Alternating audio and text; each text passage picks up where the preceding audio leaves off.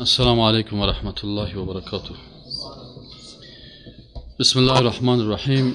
إن الحمد لله نحمده ونستعينه ونستغفره ونؤمن به ونتوكل عليه ونعوذ بالله من شرور أنفسنا ومن سيئات أعمالنا. من يهده الله فلا مضل له ومن يضلل فلا هادي له وأشهد أن لا إله إلا الله وأشهد أن محمدا عبده ورسوله. برادرای عزیز، خواهرای گرانقدر ما که در مسجد کلان تشریف دارن، السلام علیکم و رحمت الله و برکاته. در سلسله درسای عقیده در قرآن و سنت، موضوع امروز ما و شما توحید در رکوع و انحنا می باشه. رکوع را ما و شما کل ما می فهمیم که رکوع در لغت امو سرخم کردن یا سرپایین کردن هم میگن و عرب ها میگن که رکعه، وقتی کسی که سر خود پایین بکنه و تخته پشت خودت منحنی بسازه، ایره چی میگن؟ میگن که رکعه. و میگن که رکع الشیخو. رکع الشیخو چی معنی؟ فلان شیخ اونا انسانی که سنش بسیار بلند باشه، یعنی 60-70 ساله شده باشه.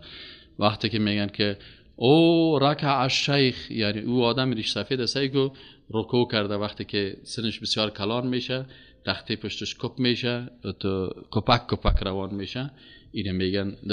در زبان وقتی که آدم معنای لغویش بفهمه، باز معنای اصطلاحیش هم میفهمه. و در اصطلاح رکوع چی را میگن؟ او میگن که ان یخفض المصلی رأسه بعد القومة التي فيها القراءه. علمای فقه میگن که چی هست؟ میگه وقتی که نمازخوان سر خدا پایین میکنه بعد از امو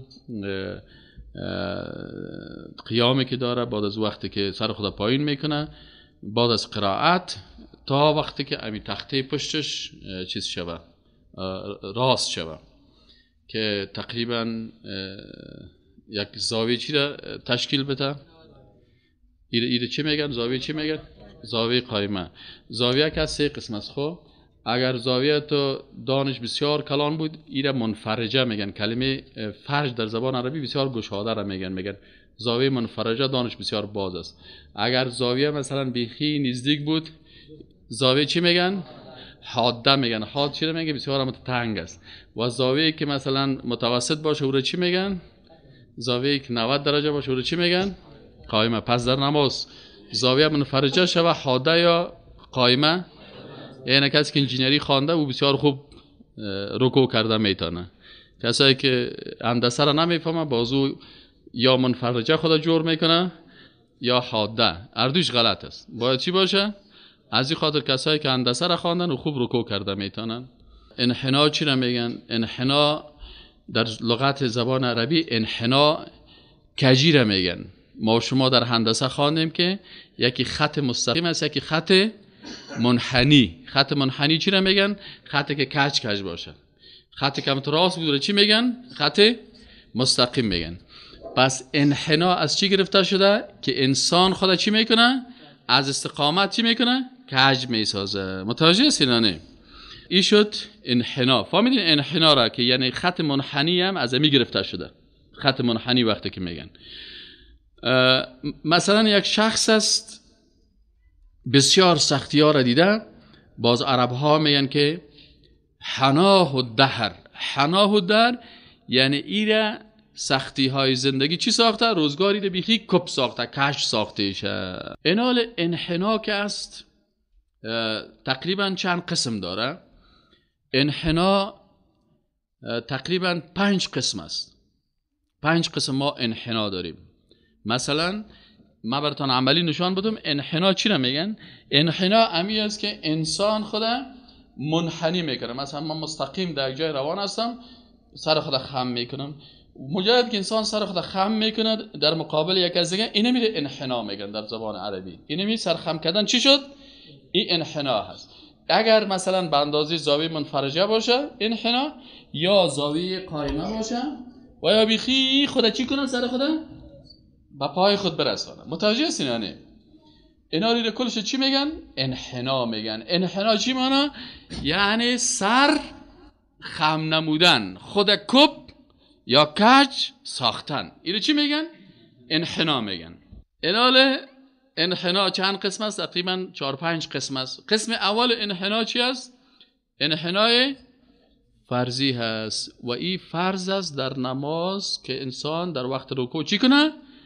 انحنا بکنه. در مقابل کی؟ الله سبحانه و تعالی. خاطر میگیم سبحان ربی العظیم. و علما میگن که در قرائت خواندن در رکوع و سجده، چون انسان در حالت ذلت و خواری هست، خواندن قرآن اجازه نیست. در رکوع و در سجده انسان قرآن تلاوت کرده نمیتونه. چرا؟ قرآن کلام خالق متعال است، کلام با عظمت است. این باید در وقتی که تو بلند شیشته باشی یا مثلا حالت ایستاده هست، در این وقتا قرآن میگه. اما در حالتی که تو در ذلت هستی در مقابل خالق متعال، در رکوع و در سجده قرآن خوانده نمیشه. بلکه چی میگیم؟ سبحان ربی العظیم، پاک است پروردگار ما که بسیار با عظمت است. عظموا ربکم، شما چی کنین؟ پروردگارتان را به عظمت یاد بکنین. در رکوعی کار میشه. پس انحنای فرضی در وقت نماز است که به خالق متعال میشه. آیت قرآن چی میگه؟ که ورکعوا مع الراکعین. آیت شریف بسیاری از علما واجب بودن نماز جماعت هم استنباط میکنن. واجب بودن نماز جماعت، فکرتان باشه که واجب و فرض یک چیز است در نزد کل علما. تنها در نزد فقهای احناف یک فرق کوچک از نگاه اعتقادی فرق میکنن بین فرض و واجب. علمای احناف چی میگن؟ میگن فرض و واجب حکمشان یکی است، اما فرقشان چی است؟ میگه اگه کس از واجب انکار میکنه، چرا خیر فرض گفتین چرا واجب میگه خیر گفتین؟ هر دو وقتی که حکمش یکی است. میگه ما به خاطر از این واجب نامیدیم که اگر کس از این انکار میکنه کافر نمیشه از واجب، اما اگر از فرض انکار کرد کافر میشه. پس از این آیت شریف کسایی که در نماز جماعت نمیرن و خود دیندار میگیرن و خود شیخ میگیرن و میگه من مسلمان هستم، رفته در غار خو کرده، این ترک یک فرض کرده، ترک یک امر الله را کرده. با ترک امر الله انسان ولی خدا میشه؟ والله یک ولی صاحبو 40 سال نماز نمیخواد، 40 سال امر الله را ترک کرده، این چطور ولی الله شد؟ ولی الله کسی میشه که الا ان اولیاء الله لا خوف علیهم ولا هم یحزنون الذین آمنوا. قرآن تفسیرش میکنه. قرآن اول باید که چی تفسیر کنی؟ که خود قرآن، باز بعد از او که احادیث صحیح رسول الله صلی الله علیه و سلم. قرآن خودش تفسیر میکنه. اولیاء الله کی است؟ قرآن عظیم شان الله خالق متعال میگه که الا او مردم آگاه باشید، ان اولیاء الله لا خوف علیهم ولا هم یحزنون. که اولیاء الله که هستن بر از اینا خوف نیست و ترس ندارن. کی است اولیاء الله؟ الله یا پروردگارا تو بر ما بگو. بر ما میگه که در ادامه آیت میگه بر ما چی است؟ الذین آمنوا و کانوا یتقون. پس کسانی که ایمان دارن و تقوا دارن اونا اولیاء الله هستن. یه نفر 40 سال نماز نخوانده، ای اولیاء الله است یا دشمنای خداست؟ ای اولیاء الله نیست، بازی میته خدا. ولی صاحب یک نفر از 20 سال غسل نکرده، یک اولیاء الله شد. این شیطان است، کار شیطان میکنی. نامت ولی گر ولی این است لعنت بر ولی. ولی شو کل ما اولیاء الله هستی. ولی چی مانا؟ دوست الله. کی میگه ما ولی الله نیستم دوست الله نیستم؟ بخیزه بگو که ما جزایش بده. کل ما اولیاء الله هستیم. اما در رأس اولیاء الله بزرگ اولیاء الله کی است؟ رسول الله صلی الله علیه و سلم است. بعد از رسول الله صلی الله علیه و سلم دوم ولی از اولیاء الله کی است؟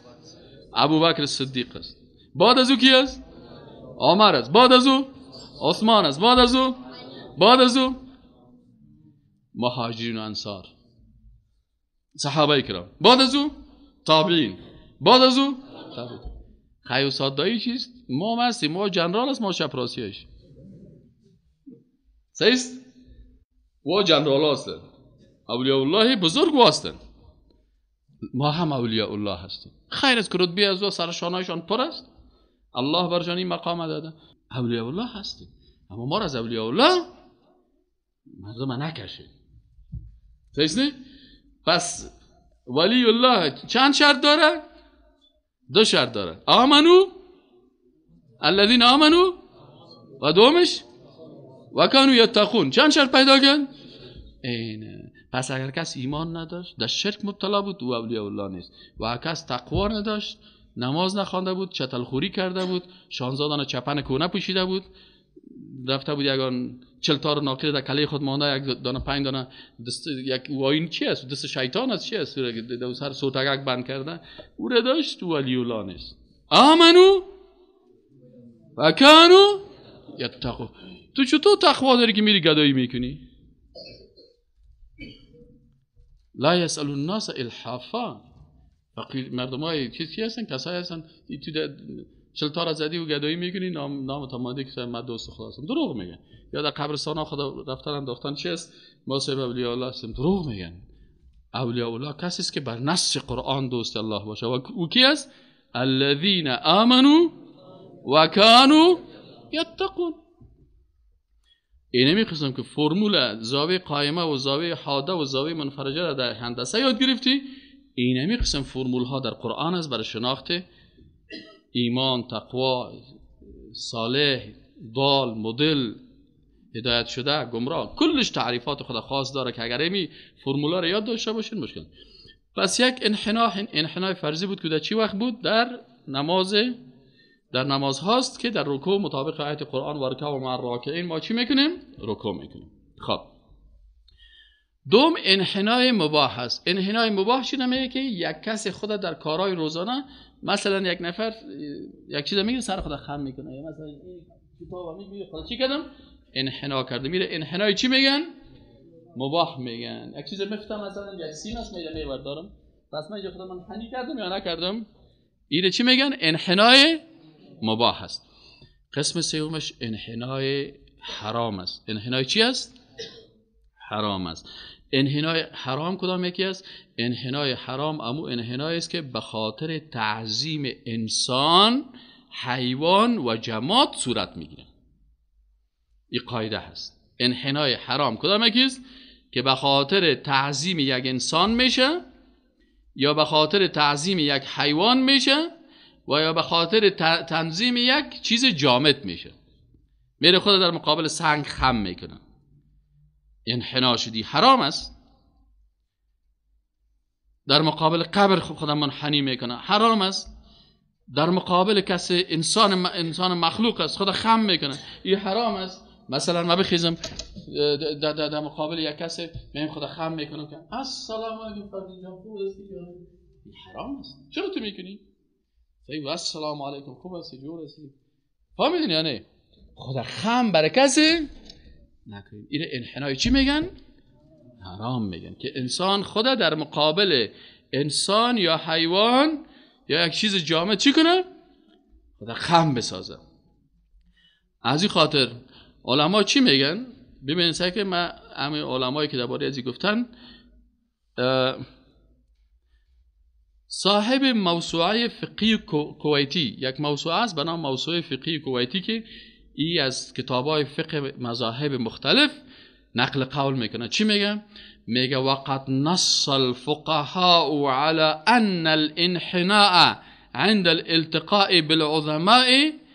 میگه نص الفقهاء، علما چی کردن؟ که انحنا عند الالتقاء بالعظماء، در وقت ملاقات کردن با شخصیت های بزرگ که کبار القوم، مثل بزرگای قوم، و السلاطین یا پادشاه ها، تعظیما لهم، بخاطر که اونا را تعظیم بکنن، حرام به اتفاق العلماء، این حرام است به اتفاق علما. یعنی کل علما میگن چی است؟ حرام است. متفق علیه. لأن الانحناء لا يكون الا لله تعالی تعظیما له. به خاطر از اینکه انحنا برای کی میشه؟ برای الله متعال میشه. به خاطر چی؟ به خاطر تعظیم الله سبحانه و تعالی. اینا کی میگه؟ صاحب موسوعه فقهی کویتی میگه. و ای چی میگه؟ خب صاحب موسوعه تو کتاب نو نوشته کردی، این از کجا گرفتی که تو میگی فقها گفتن؟ میگه از کتاب مجمع الانهار جلد 2 صفحه 542 گرفتیم. و الفوائد الدوانی در جلد 2 صفحه 424 425 و شرح الصغیر جلد 4 صفحه 760 دیگه از فتاوای ابن تیمیه. اینا میگه جلد 27 صفحه 92 میگه این کل زیر مزجه گرفت. پس به حساب انحنا به مخلوق به خاطر تعظیم کردن بر ازو چی است؟ کل علما فقها به اتفاق هم میگن چی است؟ حرامه. این کار نکنین.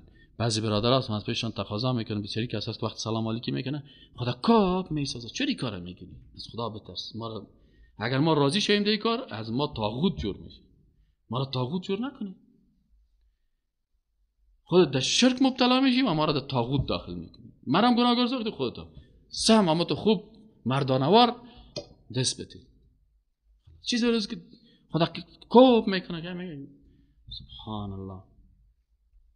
خب یس انحنای مکروه کدام یکیست؟ میگه انحنای مکروه انحنای تقلیدی است که به سبب تقلید از مشرکین در بین مسلمان ها رواج پیدا کرده. حالا مثلا وقتی که در فاتحه استاد میشه، وقتی در فاتحه استاد میشه خدا ببخشید باز دیگه میگه شما هم خیلی ها ممنونم.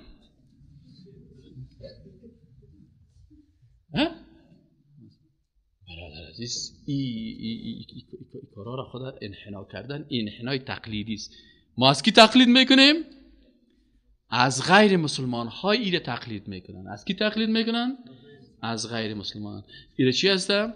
در این میگه فانه یک کتاب است المفصل فی شرح آیت لا اکراه فی الدین. یک کتاب است المفصل فی شرح آیت لا اکراه فی الدین، در مکتبه شامله هست. یعنی یک سخن تفصیلی در شرح آیت لا اکراه فی الدین که در دین اکراه نیست. این آیت شریفه سر از یک آیت یک کتاب نوشته کرده. چی میگن؟ درباره انحنا که به خاطر تقلید میشن. میگه فانه مکروه. این چی هست؟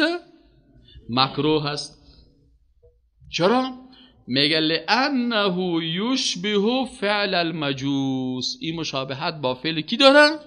مجوسی ها داره. آتش پرستایی کار میکنه. انحنا در مقابل در وقت تحیت آل پسان می قال ابن تیمیه، میگه علامه ابن تیمیه رحمت الله علیه چی میگه؟ میگه الانحناء للمخلوق لیس من السنه. انحنا کردن به مخلوق از سنت و طریقه و روش و سیرت رسول الله صلی الله علیه و سلم نیست. صحابه کرام کار نمیکردن. متوجه هستین؟ و انما هو مأخوذ من عادات بعض الملوک والجاهلین. این میگه از بعضی از پادشاه ها و بعضی انسان های جاهل گرفته شده. خب آیا رسول الله صلی الله علیه و سلم در مورد انحنا برای ما چیزی وصیت داره که ما امتش هستیم؟ سوال میکنیم ای پیغمبر خدا دو چیزی داری در این باره؟ احادیثش میپالیم. در سنن ترمذی تحت شماره 2728 حدیث است که عن انس بن مالک رضی الله عنه قال. انس بن مالک رضی الله تعالی عنه چی میگه؟ قال رجل، میگه یک شخصی گفت یا رسول الله ای پیامبر الله صلی الله علیه و سلم الرجل منها یلقى اخاه. یک کسی با یک برادر خود ملاقات میکند او صدیقه یا با یک دوست خود ملاقات میکنه. اینحنی له. صحابه چقدر با ادب بودن، چقدر با ادب بودن. میخواستن که هر عمل خود از کی بگیرن؟ از رسول الله صلی الله علیه و سلم. گفت آیا برش انحنا بکنه؟ رسول الله صلی الله علیه و سلم قال، میگه رسول الله صلی الله علیه و سلم گفت که لا، خیر. پس رسول الله وقتی که یک چیز منع کرد گفت نکنه، نهی رسول الله چی میشه؟ حرام میشه. متوجه هستین؟ نهی رسول الله چی است؟ حرام است. گفت نکنه. گفت یک دوست خودم میبینه، یک مسلمان دیگر هم میبینه، برش انحنا کنه؟ رسول الله گفت نه خیر، انحنا نکنه. سعی کن، نگفته که با مولوی صاحب بکن، نگفته برای پیر صاحب بکن، نگفته برای شیخ صاحب بکن، نگفته برای استاد بکن، گفته نکنه. بعد گفته نکنه کلگی داخلش. صحیح شد یا نه؟ قال افیلتزمه و یقبله، گفت آیا او را خوب آمد محکم بگیره و ماچش کنه؟ حال در افغانستان چه رواج است نه؟ قال الله، ماچ کردن در جورپرسانی منع شده توسط رسول الله صلی الله علیه و سلم. یگان تا ببینید که دان نسوار پر خود میامد چخ چخ چخ، ماچ مقصدش خوب است خراب است، مقصد کاکو چی شلستی ایناله ماچکانی کردن در جورپرسانی. این رسول الله صلی الله علیه و سلم چی گفته؟ منع کردم. منع چی مانا؟ حرام شد دیگه. قال افیأخذ بیده و یصافحه، گفت آیا به دست خود بته و امراش مصافحه بکنه؟ قال نعم، رسول الله صلی الله علیه و سلم گفت بله، مصافحه بکنه، دست بته. و بغل کشی برای کسی است که از سفر میه.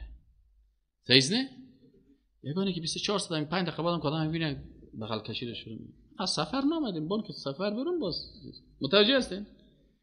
پس دست دادن سنت و روش رسول الله صلی الله علیه و سلم در وقت ملاقات دو دوست است. صحیح است؟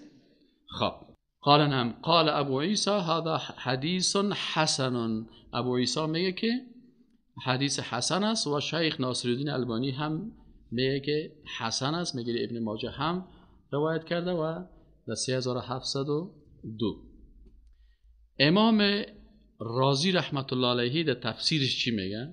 خوب یک گپ است. من میگه پای شیرین یک دمیار کتاب پیدا کنم بازوره در کتابم عاجل میگیرم دیگه. مثلا امام رازی رحمت الله علیه چی میگه؟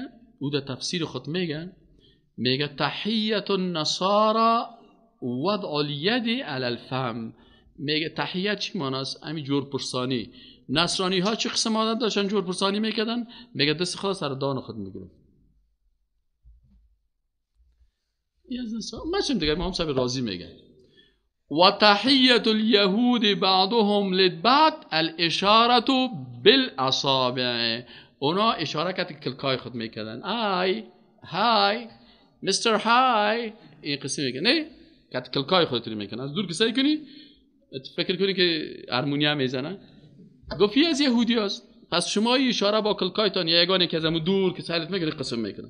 برادر السلام علیکم بگو. کلام مردم شیخ ببینی که لونگی چی میگه و ریش چی میگه، این قسم میکنه. وطندار الله برات گفته تحیه مسلمانا چیست؟ السلام علیکم. توی قسمی دسته میکنی. عسکرای هتلر هم قسم میکردن نه؟ تو عسکرای هتلر خدا جور نکن. خب پس امام صاحب رازی میگه تحیت النصارى و الید علی الفم، گذاشتن دست بالای دهان بود. و تحیت الیهود بعضهم لبعض الاشاره بالاصابع. با چی اشاره میکرد؟ با انگشتا. صحیح نه؟ همین سلامی رو که در عسکری هم گرفتن، این از کی گرفتن؟ از یهود گرفتن. متوجه هستی؟ متاسفانه کی میخونه و کی میفهمه بیچاره. کاش که تفسیر میخوانن میفهمن. و تحیت المجوس، اینش خطرناک است. و تحیت المجوس الانحناء. جورپرسانی مجوسی ها چی است؟ انحناء. یک مجوسی که مجوسی دیگر هم میدین بازو برش امیارم که چنایک است، یک قسم خودم میکنه. صحیح است؟ این تحیه کی است؟ از مجوسی ها هست. و تحیت العرب بعضهم لبعض. میگه عرب ها تحیهشان چی است؟ حیاک الله. وقتی که کسی رو ببینه یک عرب چی میگه برات؟ امیال که در بسیاری کشورهای خلیج که بری ما که میدیدمشان باز میگه استاد حیاک الله. او کتی قسمه. وللملوک و جورپرسانی یا تحیه جورپرسانی پادشاه ها چی قسم بود؟ انعم صباحا. انعم صباحا یعنی صبح بخیر، good morning. و تحیت المسلمین بعضهم لبعض ان یقولوا السلام علیکم و رحمت الله و برکاته. تحیه مسلمان ها چی است؟ اول برزیشان السلام علیکم و پس جدا شدنشان هم با چی است؟ یگانه که میگه خدا حافظ بازال یگان تا باز نور یکمه که جور کرد الله حافظ، اردوش درست نیست، بس سنت اردوش برابر نیست. نه خدا حافظش بس سنت برابر است، نه الله حافظش. چیش خوب است؟ السلام علیکم و رحمت الله. وقتی که ملاقات هم میکنی السلام علیکم بگو، وقتی که جدا میشی چی بگو؟ السلام. یعنی هر کس فرهنگ و چیه جورپرسانی خدا داره. حالا بعضی کسا که دست اشاره میکنه نمیکنه، نمیکنه پس این با یهودی ها مشابه. بعضی خدا کپ و کپ میکنه، این با کی خدا چیز که مشابه کرد؟ با مجوس کرد. صحیح نه؟ بعضی ها میگه صبح بخیر و شام بخیر. این از کی شد؟ او پادشاه‌های بیدین سابقه بود. مسلمان چی باید بگه؟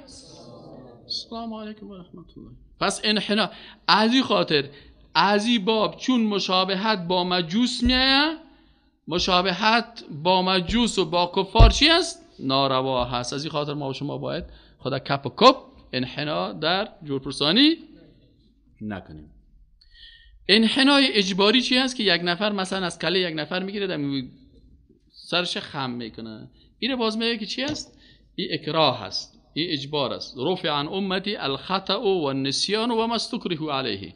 رسول الله صلی الله علیه و که از امت ما چی چیزا عفو شده؟ الخطأ که خطا بکنن، و النسیان و فراموشی و ما استکرهوا علیه. و یک کار اگه سرش اجباری میشه، مثلا تو روزه داری یک نفر از لنگایت میگه میبای نوز کشت میگن الان میگی خراب تو کو و باشه لابته یک وقت سعی کو که 2 لیتر آب تیر شده. اینا چی است؟ این سر تو 2 ماه روزه نیست. به خاطر چی؟ این اجبار یا اکراه شده. متوجه هستین یا نیست؟ خب صاحب موسوعه فقهی کویتی یک گپ بسیار خوب را میگه قال ابن علان الصدیقی من البدع المحرمتی، میگه از بدعت هایی که حرام است الانحناء عند اللقاء به هیئت الرکوع. میگه که در وقت ملاقات انحنا کردن به شکل رکوع هست که یک نفر خدا بیخی خم میکنه. میگی از بدعت ها و کارهای بدعت چی میگه؟ که بدعت ضد سنت میگه. کلمه بدعت ضد چی استعمال میشه؟ ضد سنت. اگر یک کار سنت بود در دین که عبادت است، او سنت است. اگر گفتی عبادت است و در سنت وجود نداشت او بدعت است. اما این سعی کن میگه این بدعت است، اما باز این گپ ها میزنه میگه اما اذا وصل انحناؤه للمخلوق، اما میگه اگر این سرخم کردن و انحنایش الی حد الرکوع به مخلوق برسد قاصدن که نیت از چی باشن؟ تعظیم ذالک المخلوق. نه صاحب این خوب بزرگم است، این پیرم است، ما برای سر خدا خم میکنم. اینجا صاحب موسوعه فقهی چی میگن؟ کما یعظم الله سبحانه و تعالی، مثل که الله سبحانه و تعالی تعظیم میشن. اگر برای مخلوق اما قسمه که به الله تعظیم میکنی برای مخلوق هم مثل الله بکنه، فلا شک، میگه دی شک نیست که ان صاحبه یرتد عن الاسلام، ای از اسلام مرتد میشن و یکون کافرا بذالک، و با این کار خود کافر میشن. کما لو سجد لذالک المخلوق، مثل که به این مخلوق سجده کنن. متوجه هستین؟ خب صاحب موسوعه فقهی کویتی ایگه پار از کجا گرفتی که تو گفتی؟ اینالی بر ما میگه که صاحب موسوعه فقهی کویتی این سخن را با استناد از کتاب‌های ذیل بیان میگن. تو حکم مرتدش اگه گفتی مرتد است، میگه بخوان فواکه الدوانی جلد 2 صفحه 425، دلیل الفالحین جلد 3 صفحه 356، تحفة المحتاج جلد 9 صفحه 90، نهایت المحتاج صفحه 7 جلد 7 صفحه 396، مغنی المحتاج صفحه 3 جلد 3 صفحه 135، الجمل فی شرح منهاج جلد 5 صفحه 100. از 5 کتاب معتبر که فینا میدل گرفتیم که کسی که برای یک نفر به خاطر تعظیم کردن بر از او سر خدا به شکل رکوع خم میکنه، انحنا میکنه، کاری که باید برای الله میکرد برای این مخلوق میکنه، میگه چی میشه؟ مرتد میشه و یکون کافرا بذالک. این بعضی کساس بیچاره کافر میشه نمیفهمه. چرا نمیفهمه؟ که برش بوی که امروز یک محفل از به اینجا صاحب یک سخنرانی است چطور است کلگی می اگه بوی درس عقیده است باز میگه نه والا بیا در دیگه امروز ختم خبر است ما بریم یک ختم است یک 50 تا رئیس صاحبا را خواسته یک 20 تا تجارای قوامت لکس خواسته و یک چند نفر هم صاحب قاضی صاحبا را خواسته و چند نفر صاحب مدیر صاحبا و مردمای کلان خواسته دیگه مرا موجه خواسته دیگه اون موجه خوب خیرات بسیار بزرگ است دیگه به نام خدا برای فقرا و مسکین بازگه چی میگه بازم قاری صاحب دیگه چی میگه انما الصدقات للفقراء والمساکین باز به قرائت دیگه میخونه انما الصدقات خوب آیت قرآن معنیشو نمیفهمه صدقه برای کی است؟ اعمال کسایی که در این مجلس 6 تا پلو زدن میرن که قاشق پنجه او کی هستن؟ کلش تجاره از این خاطر چرا مردم در خانهشان قرآن است یک سوره قرآن نمیخوانن صاحب این میرن در غزنی ولا مریض خدا کجا بردیم؟ الله میگه شفا در غزنی است یا در قرآن؟ شفا را الله در کجا نازل کرده؟ در قبرستان یا در قرآن؟ پس چرا این مردم در قرآن در خانهش هست میره قبرستان؟ به خاطر به قرآن عقیده نداره تا بال عقیده پیدا نکرده که شفا در چی است؟ اگر این عقیده میداشت که شفا در قرآن سوره فاتحه را میخوان حاجت غزنیش بود پیسش هم میگرفت خوب صفاز را میرفت کباب میزد اما کرای موتر میده اونجا که رفت چند تا ملنگای از دو صاحب 16 قسم گپ میتش از پیشش پیسه را میگیره متوجه است یا نه لکن گپش در چی است کل مشکلش این است که 3 4 5 هزار مصرف کرد یک مشکل داره که عقیده را نمیفهمه عقیده چی است که یک عقیده میداشت که الله میگه که و ننزل من القرآن ببینین ما هو شفا هم شفا هست و هم رحمت است اینال به اینمی آیت قرآن عقیده نداره اگر عقیده میداشت خب میخوان سوره فاتحه را اینال مشکل چی است کل مشکل در عقیده هست پس اینال این علمای بزرگ بعضی کسا مشکلشان چی میشه سعی کنید چقدر خطرناک است و برادر عزیز ایره به فامیلایتان به خانوادهایتان برای دوستایتان خصوصا برای خواهرای عزیزی که در خانه ها هست بگو بیا استاد سیدیاش بسیار خوبش است از من سیدیای من چرا خوش میکنن یکی من مثلا شتکاوار گپ میزنم برای شتکا گپ میزنم من پوانتونی گپ نمیزنم اگر این لغات یاد دارم فهمیدین که اگه نمیاله براتون شروع کنم لغاتای عربی رو ما 7 سال در کشور عربی درس خواندیم لغت نمیگم مثل به دوره ابتدایی درس میدم حتی خواهر بگو تو بشنو این استاد نگان قسم میکنه نگان خندام میکنه این قصه لکن بگو بشنو ببین که چی میکنی اکثر مردم است خلاص شد کجا بر یک از پاش درد میکنه الله پخید خوگیگی ورزد زیارت باغتی که خوب پخیده وصولا این حالا در جای شیشه و یک خانم میگه با میزه بچه‌ش هم مولوی شوش هم مولوی از امی خانم شوش هم مولوی بچه‌ش هم مولوی بچه‌ش مسجد تبلیغ کرده در خانه کاملا پیشانی طور شیشته دیگه راو عده یا پیالا چای خانه خراب بر عده عقیده‌اش جور کو متوجه هستین باور بکن در خانه مردم رفتیم که نمیزن اینه میگه پس دانشبان آمدن پس ایره بفهمین برای مردم بگن که الله میگه که و ننزل من القرآن ما هو شفاء و رحمت للمؤمنین شفا هست در کجا؟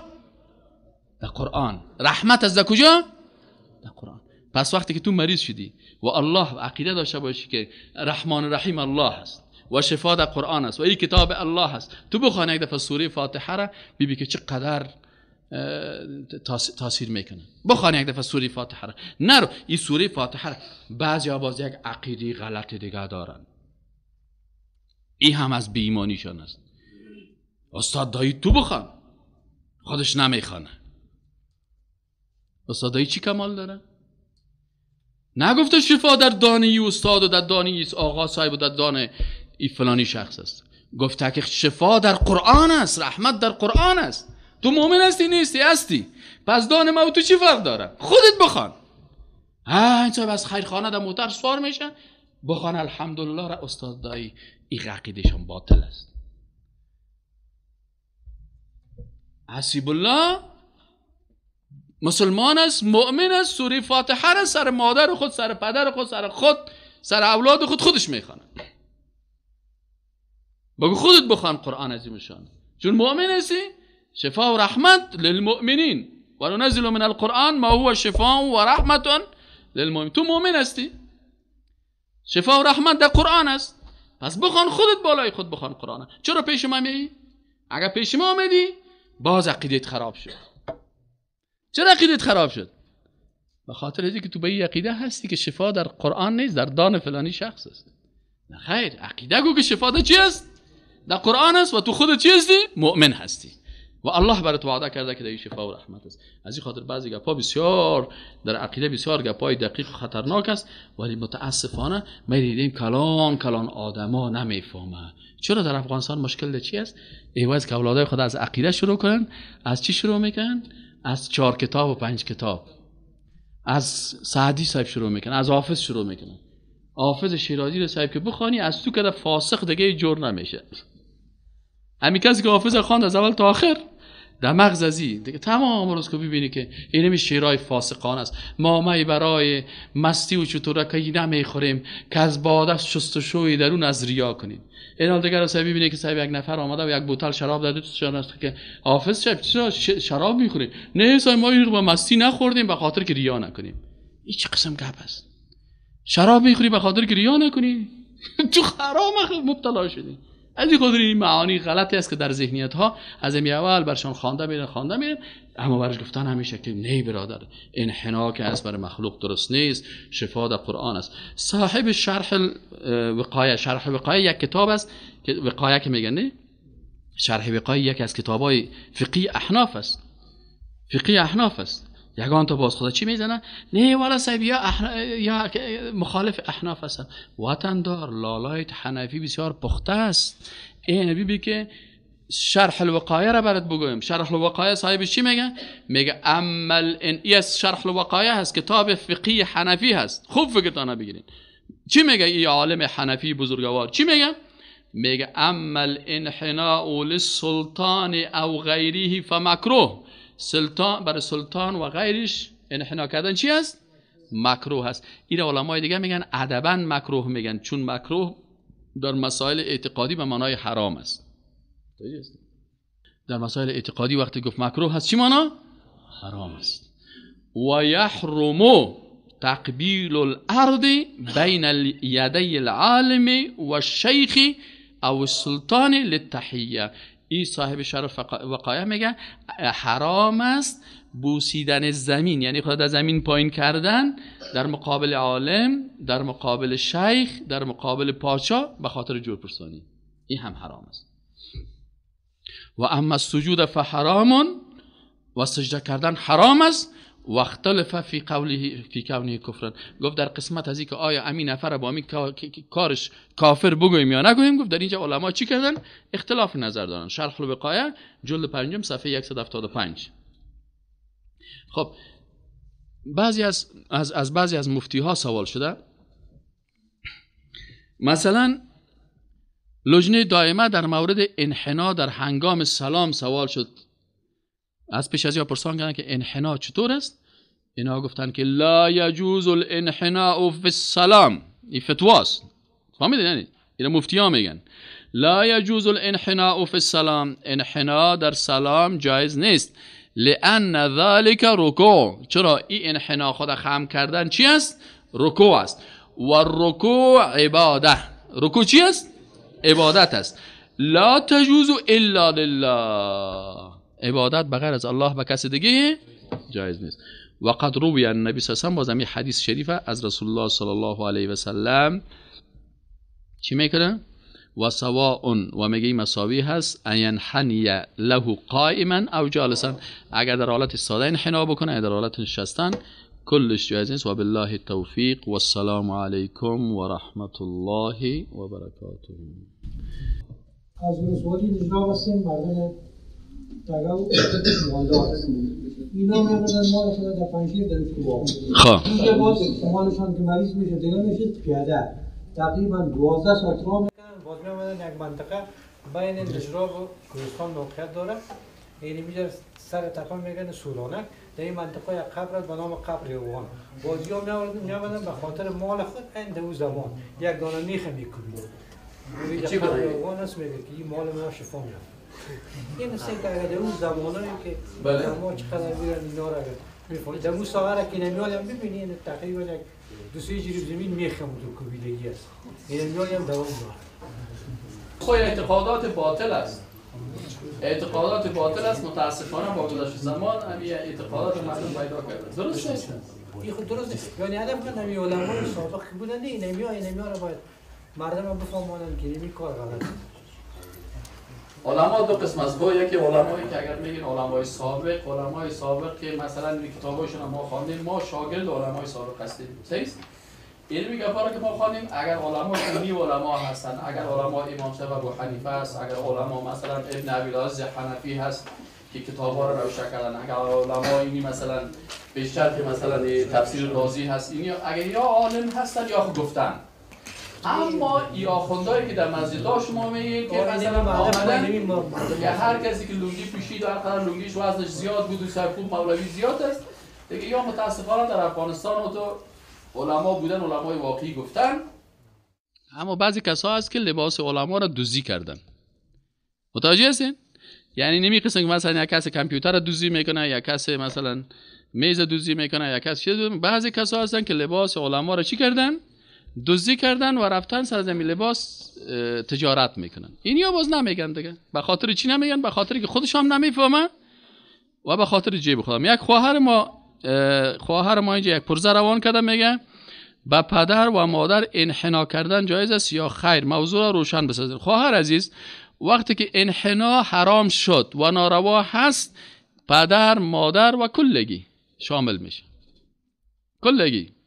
برای هیچ کس انحنا کردن جایز نیست. وقتی که گفته انحنا برای مخلوق جایز نیست، در این مخلوق عالم هم داخل است، در این مخلوق ما مخلوق هستم، پیغمبر هم مخلوق است، عالم هم مخلوق است، پدر هم مخلوق است، مادر هم مخلوق است.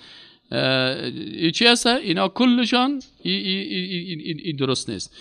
و ای که بوتا پیشروی میمان میگذارین، اگر بوتا را قبلا همونجا جور بکنین ضرور نیست دیگه. ما والا بسیاری وقتا این بوتا را پیشروی میمانا زیاد چیز نمیکنم. کوشش کن آدم از همین عادت‌هایی که به درد نمیخوره از این خودت دور بسازه خوبتر.